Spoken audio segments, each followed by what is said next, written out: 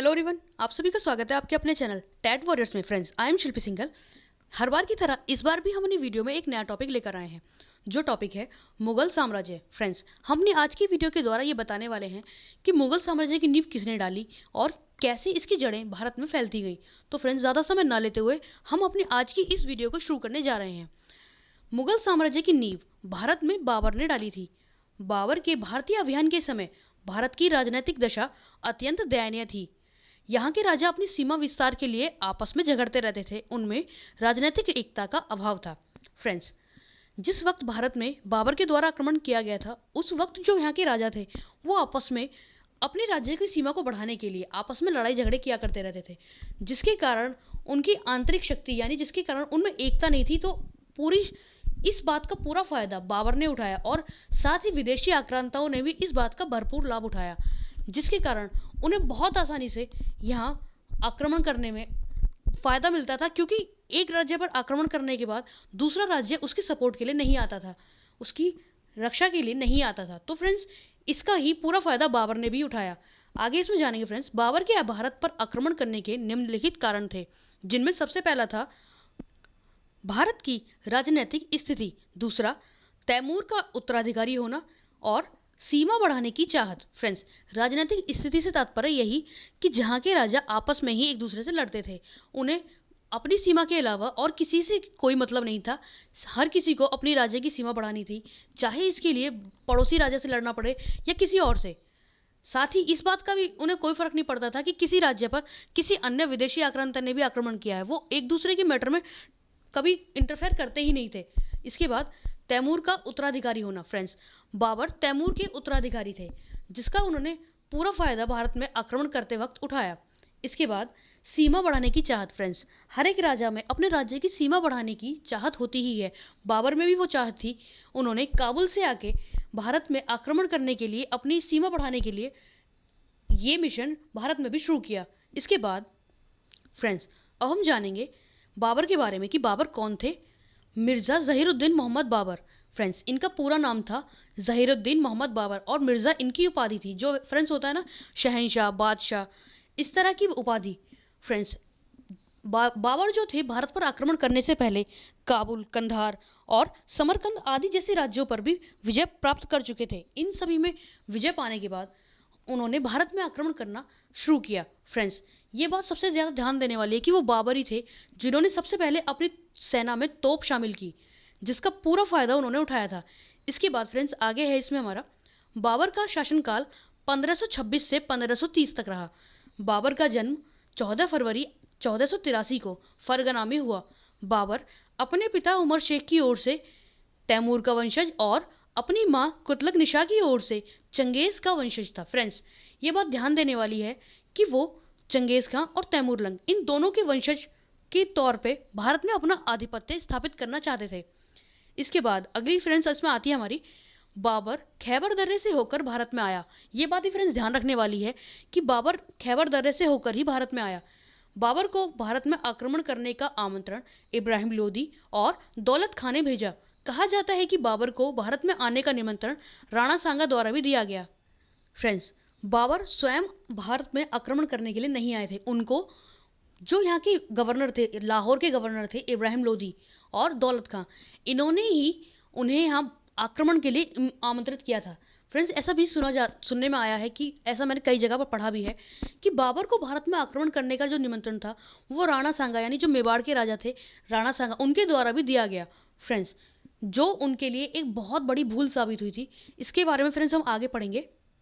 अब जान लेते हैं फ्रेंड्स बाबर के प्रमुख युद्धों के बारे में। उन्होंने भारत में रह करके कितने युद्ध किए और कितने युद्ध जीते। सबसे पहला फ्रेंड्स उन्होंने जो किया वो था पानीपत का प्रथम युद्ध, जो 1526 में हुआ और इब्राहिम लोदी से ही किया। लो फ्रेंड्स, जिसने उन्हें यहाँ आमंत्रण दिया था, उन्हीं से उनका प्रथम युद्ध हुआ। फ्रेंड्स, इसके बाद बाबर की इस युद्ध में विजय हुई। उन्होंने दिल्ली के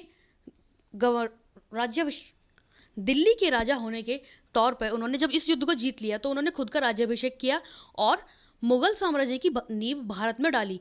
फ्रेंड्स, जब उनकी प्रथम युद्ध में इस तरह भी विजय हुई तो उसके बाद उन्होंने भारत में अपने अगले आक्रमण करने शुरू किए। फ्रेंड्स, पानीपत के युद्ध में बाबर की विजय का एक प्रमुख कारण यह भी था कि उन्होंने इस युद्ध में तोप का प्रयोग किया था। यानी अपनी जो उनकी फेमस प्रसिद्ध जो युद्ध नीति थी वो थी तुलगमा युद्ध नीति और तोपखाना। इन सभी का प्रयोग उन्होंने अपने युद्ध में किया, जिसका परिणाम उन्हें विजय के रूप में मिला। इसके बाद उनका अगला युद्ध हुआ खानवा का युद्ध, जो 1527 ईस्वी में हुआ, जो हुआ था मेवाड़ के राजा राणा सांगा से। फ्रेंड्स, इस युद्ध में भी बाबर की विजय हुई और राणा सांगा पराजित हुए। फ्रेंड्स, इस युद्ध का जो परिणाम हुआ वो कुछ इस प्रकार हुआ। राणा सांगा तो विजय इस युद्ध में हार ही गए। साथ ही ऐसा भी पढ़ा है मैंने फ्रेंड्स कि जो उस वक्त जितनी भी रानियां थी मेवाड़ की, जितनी भी महारानियां थी, उन सभी ने जौहर कर लिया, यानी स्वयं को ही जिंदा अग्नि में समर्पित कर दिया। फ्रेंड्स, इसके बाद जब इस युद्ध में उन्होंने विजय प्राप्त की बाबर ने, तो उन्होंने खुद को गाजी की उपाधि से संबोधित किया। यानी उन्होंने जैसे खुद को मिर्जा की उपाधि दे रखी थी, वैसे ही गाजी की उपाधि भी उन्होंने स्वयं को दे डाली। इसके बाद अगला युद्ध जो हुआ वो था चंदेरी का युद्ध, जो 1528 ईस्वी में हुआ और मैदिनी राय से इनका युद्ध हुआ था। फ्रेंड्स, इस युद्ध में भी बाबर की विजय हुई। इसके बाद अगला युद्ध था उनका घाघरा का युद्ध, जो 1529 में हुआ था और अफगानों से किया था। फ्रेंड्स, इस युद्ध में भी बाबर की विजय हुई। फ्रेंड्स, इस तरह उन्होंने 4 युद्ध, मुख्य युद्ध जो भारत में लड़े और इनकी चारों में ही विजय हुई। इसके बाद फ्रेंड्स, इसके बाद जो घाघरा का युद्ध था, इसके बाद बाबर ने कोई भी युद्ध नहीं किया, क्योंकि ये इसकी उनकी अंतिम लड़ाई थी। इसके बाद ही उनकी डेथ हो गई थी। फ्रेंड्स, अब यहाँ पर हम एक आपके लिए ट्रिक लेकर आए हैं कि अगर कहा जाए कि बाबर के जो युद्ध हैं आप उन्हें याद कैसे रखोगे, तो फ्रेंड्स उसकी छोटी सी एक ट्रिक है। जैसे पानीपत का पै, खानवा का ख, चंदेरी का च और घाघरा का घ, इन सभी को अगर हम आपस में जोड़ेंगे तो वो बन जाएगा पख चघ। फ्रेंड्स, इस तरह हम ट्रिक के तौर पर भी बाबर के युद्धों का क्रम हम याद कर सकते हैं, पख चघ। और फ्रेंड्स, ये भी ध्यान रखें कि 1526 से शुरू होकर 1529 तक ये 4 लगातार हर साल युद्ध हुए, और इस तरह आप इन क्रम के साथ साथ इन युद्धों के ईयर भी याद आप रख पाएंगे। इसके बाद फ्रेंड्स, बाबर की संतानें जो थी वो कुछ इस प्रकार हैं। सबसे बड़े थे हुमायूं, फिर अस्करी, कामरान, हिंदाल और गुलबदन बेगम। फ्रेंड्स, गुलबदन बेगम वही जिन्होंने हुमायूं नामा की रचना की थी। इसके बाद बाबर की रचनाएं उन्होंने यानी फ्रेंड्स खुद लिखी थी, अपनी आत्मकथा लिखी थी तुजुक ए बाबरी, जो तुर्की भाषा में लिखी गई है। इसके बाद फ्रेंड्स, बाबर की मृत्यु जो 26 दिसंबर 1530 में हुई और उन्हें काबुल में दफनाया गया। फ्रेंड्स, बाबर की मृत्यु के बारे में मैंने कई जगह पढ़ा भी है और फ्रेंड्स कई जगह सुना भी है। इनकी जो मृत्यु हुई थी, ऐसा कहा जाता है कि इनके पुत्र हुमायूं वो काफ़ी बीमार पड़ गए थे और उनकी बीमारी से उन्हें ठीक करने के लिए इन्होंने प्रार्थना की कि इनको मतलब हुमायूं ठीक हो जाए, चाहे उनकी बीमारी बाबर को लग जाए। फ्रेंड्स, ऐसा कहा जाता है कि ऐसे कहने के बाद हुमायूं तो ठीक होते चले गए, लेकिन इनके स्वास्थ्य में लगातार गिरावट आती गई और इस तरह बाबर की मृत्यु हो गई। इसके बाद फ्रेंड्स, उन्होंने अपने सबसे बड़े बेटे को हुमायूं को राजा घोषित कर दिया था मरने से पहले ही, और कहा था कि अपनी सारी प्रॉपर्टी जो भी हमारा राज्य है, सीमाएं हैं, वो सभी अपने भाइयों में भी बांटे। इसके बाद मुगल साम्राज्य के राजा बने, जो बादशाह बने, वो थे नसीरुद्दीन मोहम्मद हुमायूं। फ्रेंड्स, हुमायूं का पूरा नाम नसीरुद्दीन मोहम्मद हुमायूं था। हुमायूं 6 मार्च 1508, यानी इनका जन्म 1508 में हुआ और इनकी मृत्यु 27 जनवरी 1556 में। हुमायूं एक प्रसिद्ध शासक थे। उसकी माता का नाम माहम बेगम था। फ्रेंड्स, यहाँ थोड़ी टाइपिंग मिस्टेक है, उनकी माता का नाम माहम बेगम था। बाबर की मृत्यु के बाद 23 वर्ष की आयु में हुमायूं को बादशाह बनाया गया। उन्होंने अपने भाई अस्करी को संभल, हिंदाल और मेवात और कामरान को उन्होंने अपने भाई अस्करी को संभल, हिंदाल को मेवात और कामरान को पंजाब की सूबेदारी दी, जो उनके लिए बहुत ही गलत निर्णय सिद्ध हुआ। जरूरत के समय पर उनके भाइयों ने ही उनका सहयोग नहीं किया। फ्रेंड्स, इसका तात्पर्य है कि उन्होंने जिस तरह अपने भाइयों को सूबेदारी सौंपी थी वो काफ़ी दूर उनसे हो गए थे, जिसके कारण उनके जब पड़ोसी राज्यों ने उन पर आक्रमण किया तो उनके भाई ही उनकी सपोर्ट के लिए नहीं आ पाए, और साथ ही फ्रेंड्स कुछ उनमें अनबन भी थी, जिसका परिणाम उन्हें युद्धों में हार के रूप में भुगतना पड़ा। फ्रेंड्स, इसके बाद अब हम जानेंगे कि हुमायूं के जो सैन्य अभियान थे वो कब कब हुए और कौन कौन से थे। जिनमें सबसे पहला था कालिंजर का युद्ध जो 1531 में हुआ राजा प्रताप रुद्र देव से। फ्रेंड्स, इस युद्ध में भी हुमायूं की विजय हुई थी और उनके द्वारा ये किया गया पहला आक्रमण था। इसके बाद दोहरिया का युद्ध जो 1532 में हुआ और महमूद लोदी से हुमायूं का ये युद्ध हुआ था जिसमें हुमायूं की विजय हुई। इसके बाद चुनार का घेरा 1532 में हुआ और शेर शाह यानी शेर खान से उस वक्त युद्ध हुआ। इसका जो परिणाम था फ्रेंड्स, वो एक संधि के रूप में सामने आया। यानी एक महल पर, चुनार का जो महल था उसके चारों ओर 4 महीने तक घेरा रहने के बाद भी युद्ध का कोई निर्णय नहीं निकलवाने पर उन्होंने आपस में संधि कर ली। इसके बाद बहादुर शाह से युद्ध जो 1532 से 1536 तक चला, 4 साल तक ये युद्ध चला। फ्रेंड्स, इस युद्ध में जो बहादुर शाह थे उन्होंने जो रायसीन किला था उस पर अपना अधिकार स्थापित कर लिया था, लेकिन इसका जो परिणाम था वह हुमायूं के पक्ष में ही आया था। इसके बाद जो अगला युद्ध हुआ वो था फ्रेंड्स शेर शाह से संघर्ष। फ्रेंड्स, ये युद्ध 1537 से लेकर 1540 ईस्वी तक चला। फ्रेंड्स, इस युद्ध में काफी लंबा टाइम रहा, 3 साल रहे, लेकिन इसमें कई उतार चढ़ाव भी आए, लेकिन इसका जो परिणाम था वो हुमायूं के पक्ष में ही आया। अगला जो युद्ध था वो था चौसा का युद्ध। फ्रेंड्स, ये युद्ध हुमायूं के शासनकाल में सबसे इंपॉर्टेंट उनके लिए साबित हुआ, जो शेर खां के साथ हुआ था जिसमें हुमायूं की हार हुई थी। फ्रेंड्स, इसके बाद जब हुमायूं की इसमें हार हो गई थी उन्हें अपनी जान बचाकर भागना पड़ा और एक भिश्ती की सहायता से उन्होंने अपना जो जान बचा के एक दूसरे राज्य में भाग गए और उसके बाद ऐसा कहा जाता है कि जो भिश्ती था उसे उन्होंने एक दिन के लिए राजा घोषित कर दिया था, या जब वो राजा बन गए थे एक दिन के लिए उस भिश्ती को राजा भी बनाया था। फ्रेंड्स, जो शेरशाह थे चौसा के युद्ध में जब उन्होंने हुमायूं को हरा दिया तो इसके बाद उन्होंने शेर खान से शेरशाह की उपाधि स्वयं को दे दी। इसके बाद फ्रेंड्स शेरशाह से संघर्ष, कन्नौज का युद्ध। फ्रेंड्स, इसमें भी उनका युद्ध जो हुआ था वो शेरशाह के साथ ही हुआ था जिसमें हुमायूं की बहुत बुरी तरह पराजय हुई थी, जबकि उनके जो भाई थे कामरान के अलावा तीनों भाइयों ने उनकी सहायता की थी, लेकिन उसके बाद भी वो इस युद्ध में हार गए थे और मुगल साम्राज्य की जड़ें उस वक्त दिल्ली से उखड़ गई थी। फ्रेंड्स, जो शेरशाह थे उन्होंने स्वयं को दिल्ली का शासक घोषित कर दिया था और इसके बाद जो हुमायूं थे वो काबुल चले गए थे। वहां जाकर उन्होंने जो मीर अली अकबर जामी थे उनकी पुत्री हमीदा बेगम से शादी कर ली। फ्रेंड्स, हमीदा बेगम जो थी उन्हीं से अकबर का जन्म हुआ।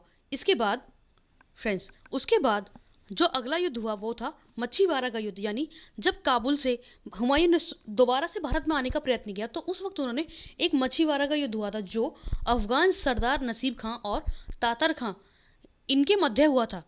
तातर खां जो थे फ्रेंड्स वो हुमायूं की ओर से लड़े थे। इस युद्ध का परिणाम हुमायूं के पक्ष में था, जिसके बाद जो संपूर्ण पंजाब था उस पर हुमायूं का फिर से यानी मुगल साम्राज्य का फिर से अधिकार हो गया। इसके बाद जो युद्ध हुआ फ्रेंड्स वो था सरहिंद का युद्ध जो 1555 ईस्वी में हुआ और सुल्तान सिकंदर सूर और बैरम खान के बीच हुआ। फ्रेंड्स, बैरम खान जो थे वो हुमायूं के बहुत वफादार वजीर थे। उन्होंने ही उनके जाने के बाद उनके राज्य को संभाला और अकबर के संरक्षक भी थे। फ्रेंड्स, सरहिंद के युद्ध के बाद ही बैरम खान ने पुनः दिल्ली पर आक्रमण करके उसे मुगलों के नियंत्रण में लाने का पूरा अधिकार हासिल किया। फ्रेंड्स, इस युद्ध के बाद ही हुमायूं पुनः दिल्ली में अपना शासन स्थापित कर पाए थे। इसके बाद अब आता है फ्रेंड्स उनकी मृत्यु। 1556 में दीन पनाह भवन में स्थित पुस्तकालय की सीढ़ियों से गिरने के कारण फ्रेंड्स हुमायूं की जो मृत्यु है वो एक भवन की सीढ़ियों से गिरने के कारण हो गई। जो भवन था दीन पनाह उसका नाम था, एक लाइब्रेरी थी फ्रेंड्स वो, जिसकी सीढ़ियों से गिरने के कारण उनकी डेथ हो गई। फ्रेंड्स, ये बात और यहाँ ध्यान रखने वाली है कि 1556 में ही हुमायूं का एक और युद्ध हुआ था जिसमें बैरम खान उनकी ओर से लड़े थे और उस युद्ध में हुमायूं भी थे। तो लेकिन उस युद्ध में ही हुमायूं की मृत्यु हो गई थी। लेकिन फ्रेंड्स जब उनके पुत्र जो अकबर अगली बार शासक बनने वाले थे उनसे ये बात छुपाई गई, क्योंकि वो जो बैरम खान थे वो ये नहीं चाहते थे कि हुमायूं की मृत्यु की खबर सुन के अकबर कमज़ोर पड़ जाए और मुगल साम्राज्य पूरी तरह से टूटकर बिखर जाए। इसके बाद जलालुद्दीन मोहम्मद अकबर, यानी अकबर का पूरा नाम था जलालुद्दीन मोहम्मद अकबर। फ्रेंड्स, बाबर खान ने हुमायूं की मृत्यु के पश्चात अकबर को ही उनका उत्तराधिकारी घोषित किया था और उनको पूरी तरह से सपोर्ट किया, उनका ध्यान रखा और उन्हें युद्ध के सारे तौर तरीके सिखाए। इनके बारे में फ्रेंड्स जानते हैं। इन्हें पहले अकबर और फिर बाद में अकबर महान के नाम से जाना गया। अकबर का जन्म अमरकोट के राणा वीरसाल के यहाँ 1542 ईस्वी में हुआ था। फ्रेंड्स, अकबर महान इन्हें इसलिए कहा गया क्योंकि इन्होंने केवल अपने धर्म के लोगों को ही महत्व नहीं दिया, बल्कि उनके साथ साथ जो अन्य धर्म के लोग भी उनके राज्य में निवास करते थे उनकी भावनाओं का भी उन्होंने पूरी तरह ध्यान रखा और उनके राज्य में काफ़ी लोग खुशी से रहते थे और इसी कारण उन्हें अकबर महान के नाम से जाना गया। पंजाब में बैरम खान द्वारा 13 साल के अकबर का 14 फरवरी 1556 को राज्याभिषेक किया गया और उन्हें शहंशाह नाम दिया गया। फ्रेंड्स, जो बैरम खान थे उन्होंने 13 साल के थे जब अकबर, तभी उनका राज्याभिषेक कर दिया था और उन्हें शहंशाह का नाम जो उपाधि थी वो उन्हें दे दी थी। अब फ्रेंड्स जानेंगे हम अकबर के द्वारा जो किए गए प्रमुख कार्य थे वो क्या थे। 1562 में अकबर ने दास प्रथा समाप्त की। यानी फ्रेंड्स, जो अकबर थे जो उस वक्त ये था कि लोगों को दास बनाकर रखा जाता था, जबरदस्ती उनसे काम कराया जाता था और उन्हें कुछ मूल्य लेकर दूसरे को बेच दिया जाता था। तो फ्रेंड्स, ये प्रथा भी अकबर के द्वारा समाप्त की गई। इसके बाद 1563 में तीर्थ यात्रा कर समाप्त किया। यानी जो केवल तीर्थ यात्रा करने पर, सरल शब्दों में समझें तो फ्रेंड्स, उस वक्त हिंदुओं पर तीर्थ करने के लिए जो कर लगाया था वो भी अकबर के द्वारा माफ किया गया। इसके बाद 1564 में जजिया कर समाप्त किया गया। यानी फ्रेंड्स, ये भी एक तरह का कर था जो अकबर के द्वारा समाप्त किया गया। अगला 1582 में अकबर ने दीन ए इलाही धर्म शुरू किया। फ्रेंड्स, ये धर्म अकबर द्वारा ही शुरू किया। इसके बाद 1583 में जैनियों के प्रभाव के कारण राज्य में पशुवध निषेध किया। फ्रेंड्स, पशुवध यानी बलि वगैरह देना उनके राज्यों में निषेध कर दिया गया। और फ्रेंड्स, अकबर की जो नीति थी, जो उनकी नीति थी, उनके कारण ही वो भारत में इतने लोकप्रिय हुए और एक सफल शासक के रूप में फेमस भी हुए, जिसमें सबसे पहले उनकी नीति थी राजपूत नीति। फ्रेंड्स, राजपूत नीति में उन्होंने क्या जाना वो ये कुछ इस प्रकार है। फ्रेंड्स, अकबर ये बात समझ चुके थे कि भारत में अगर उन्हें शासन बनाए रखना है यहाँ पर, तो उन्होंने ये सोच लिया था कि जो राजपूत हैं वो उन्हें कभी भी शासन नहीं करने देंगे। तो उन्होंने कुछ इस तरह की नीतियां अपनाई, जैसे कुछ राजा हुए, राजा मान सिंह, भगवान दास और टोडरमल जैसे अधिकारियों को उन्होंने अपनी सेना में, अपने राज्य में उच्च पद पर उन्हें बैठा दिया। और इसके साथ फ्रेंड्स, उन्होंने कुछ अन्य राज्य की जो राजकुमारियां थी उनसे विवाह किया, जिसका परिणाम उन्हें कुछ इस प्रकार मिला कि जो विवाह के बाद उनसे राज्यों से संबंध स्थापित हुए, उन्होंने ना तो कभी राज्य पर आक्रमण किया और ना ही किसी और राज्य को भी करने दिया। तो इसका परिणाम उन्हें एक बहुत सुखद परिणाम उन्हें मिला। फ्रेंड्स, इसके बाद जो उन्होंने अगली नीति अपनाई वो थी धार्मिक नीति। फ्रेंड्स, धार्मिक नीति के अंतर्गत उन्होंने क्या किया, सबसे पहले जो तीर्थ यात्रा पर उन्होंने कर लगाए थे वो सारे कर उन्होंने हटा दिए। उसके बाद उन्होंने जगह जगह धार्मिक ग्रंथों का हिंदी में, फारसी में, अपनी भाषाओं में भी अनुवाद कराया, साथ ही उन्हें पढ़ा भी। और सभी धर्मों के लिए जो उनके मंदिर थे, शिवालय थे और भी बहुत सी चीज़ें थी, उन सभी की सम्मान के तौर पे उन्होंने उनकी स्थापना भी करवाई। और इस प्रकार फ्रेंड्स, उन्होंने अपने राज्य में हिंदू मुस्लिम एकता को अखंड बनाने वाला पूरा माहौल वहाँ पूरा बनाया। इसके बाद फ्रेंड्स, जो आगे वाले मुगल साम्राज्य वाले शासक रहे, जिनमें जहांगीर, शाहजहां, औरंगजेब और बहादुर शाह जफर हैं फ्रेंड्स, उनके बारे में हम अपनी एक और वीडियो लेकर आएंगे, जो इस वीडियो का भाग 2 होगा। आज की वीडियो में हम इन्हीं तीनों बादशाह के बारे में ही बता पाएंगे। फ्रेंड्स, मिलते हैं अगली ही एक ऐसी नई वीडियो में। तब तक के लिए अपना ध्यान रखें, अपने अपनों का ध्यान रखें और पूरा मन लगाकर सेफ रहकर अपने एग्जाम्स की तैयारी करते रहें। धन्यवाद।